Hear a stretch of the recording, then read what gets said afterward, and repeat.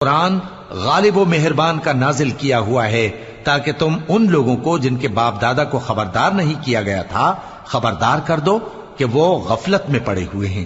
ان میں سے اکثر پر اللہ کی بات پوری ہو چکی ہے، سو وہ ایمان نہیں لائیں گے۔ ہم نے ان کی گردنوں میں طوق ڈال رکھے ہیں اور وہ ٹھوڑیوں تک پھنسے ہوئے ہیں، تو ان کی گردنیں اکڑی ہوئی ہیں، اور ہم نے ان کے آگے بھی دیوار بنا دی اور ان کے پیچھے بھی، پھر ان پر پردہ ڈال دیا تو یہ دیکھ نہیں سکتے۔ اور تم ان کو خبردار کرو یا نہ کرو، ان کے لیے برابر ہے، یہ ایمان نہیں لائیں گے۔ تم تو صرف اس شخص کو خبردار کر سکتے ہو جو اس نصیحت یعنی قرآن کی پیروی کرے اور رحمان سے غائبانہ ڈرے،